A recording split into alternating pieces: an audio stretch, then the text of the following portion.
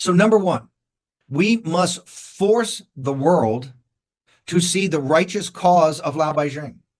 And what is that righteous cause? Righteous cause is quite simply to live with the same types of basic freedoms that the rest of the world enjoys. And I don't care if you're in sub-Saharan Africa, if you're in Central Asia, if you're in North Africa, if you're in Central America, you can go to the poorest countries in the world. Bangladesh, you name the 5 poorest countries on the world.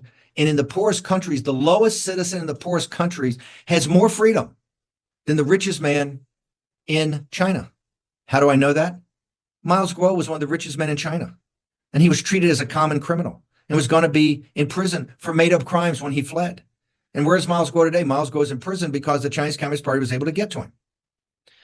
Our message is very simple, that the Chinese Communist Party is not the legitimate government of the Chinese people, number one. Number two, in their illegitimacy, they have enslaved one of the greatest civilizations in mankind's history. The Chinese civilization is enslaved, and it's enslaved to be a cog into an international economic system that is inherently unfair. It's unfair because its foundational element is the enslavement and the slavery and work for slave wages of the Chinese people. And number three, what we work for is quite simply, so very simple. It's a free, democratic Chinese republic. That the Chinese people, if the Chinese people have to have their own self-determination, if we have self-determination for the Chinese people, it will work out. The Chinese people will figure it out. They're not children.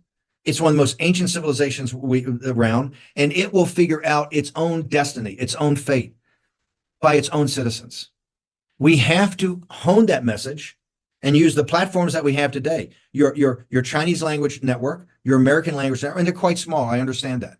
But with the connections around the world of folks, and then building up Getter, your Chinese language and your English language networks combined with the power of War Room